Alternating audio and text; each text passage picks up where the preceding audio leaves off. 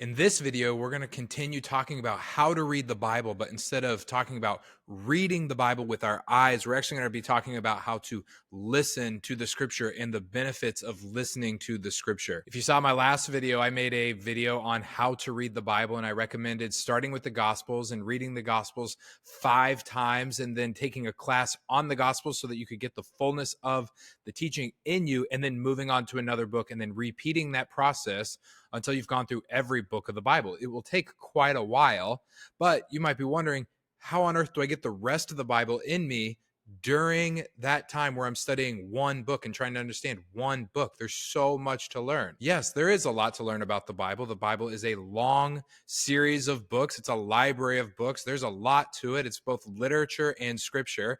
It's got a historical context. It has theological implications. It has a lot. I learned this from N.T. Wright years ago. I used to be really into reading N.T. Wright books, and I'd watch his podcasts, and I still love him. I just don't listen to him nearly as much as I used to.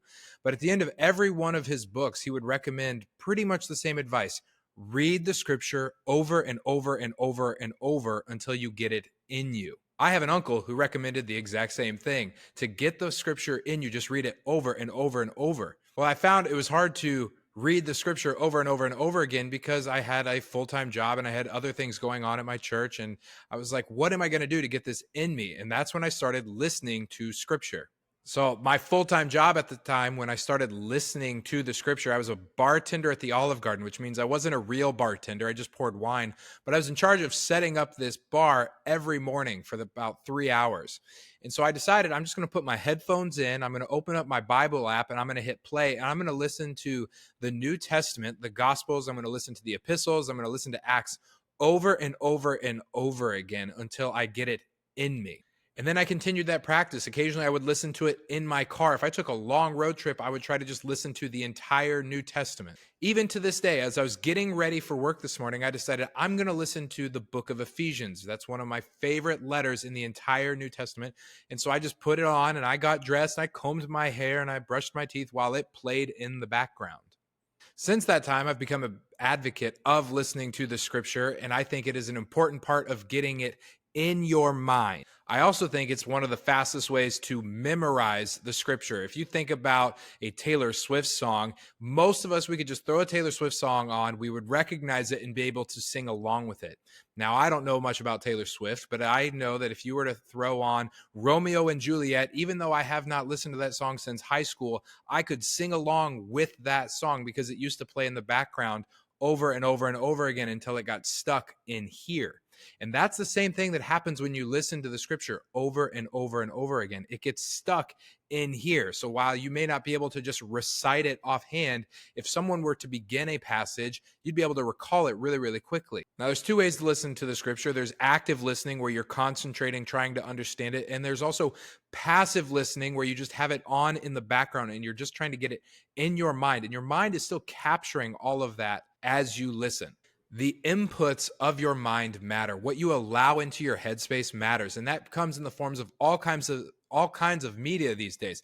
You've got social media, TV, radio, podcasts, music, all coming in your mind, and whatever goes in your ears and through your eyes affects your mind. And part of your salvation is the renewal of the mind. That's in Romans 12. That's also in Colossians 2 and 3, Ephesians 4.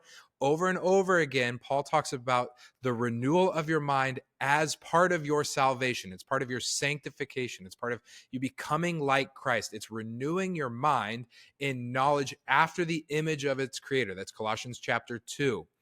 One of the things that's really difficult when you become a Christian or even as a Christian is learning that your mind is not conformed to the mind of Christ, and you need to go on a long process of becoming like Christ, of thinking like Christ, of believing what Jesus believed so that you can do what Jesus did. A great way to do that is to feed your mind with the scripture through your ears. You can read it and you can listen to it and you can activate all of your senses to get it in there so that your mind begins to become renewed. And as you listen to scripture, before you know it, you'll be able to just recall passages and spout them off, and it will just be in you, and you will feel like, hey, I actually know the Bible. I recognize what is happening, especially when you do it in conjunction with reading and listening. You get it in there. Now, it's important to remember that the purpose of knowing the scripture is not to know the scripture for just knowing its sake. Like, you don't want to just know it to know it. You want to know it so that you can live it. You want to know it so that you can defend the faith. But primarily, you want to be able to conform your life to the scripture, to know what is good, right, and true, what is excellent, what is pleasing, so you can walk in a manner worthy to the calling that you've been called.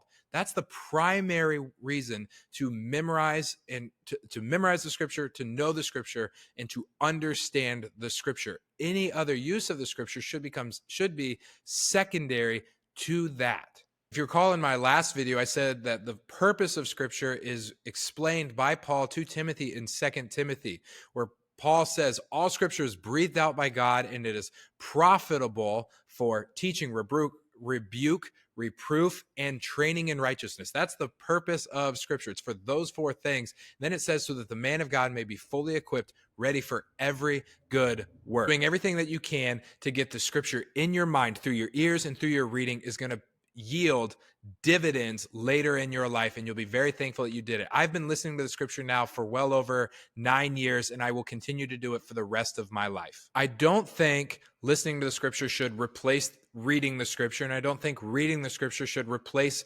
listening to the scripture or even reading the scripture aloud. I think you should use both of those means at your disposal so that you can know, understand, and live out what has been written and handed down to you from generation to generation. There are several audio Bible apps that you can get. One of them is just the Bible app available on the App Store. There's another one that you can pay for called Dwell. It has music set to it, and it has Bible reading plans. It has all sorts of cool stuff. And then there's many, many other ways that you can listen to the scripture with commentary or without commentary.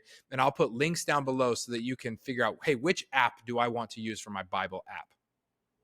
I hope this is helpful in your journey to understand and know the Bible. I'm not trying to explain all that the Bible is. I'm just trying to help us all learn how can we get the Bible into our minds so that we can live it out. And I hope this blesses you.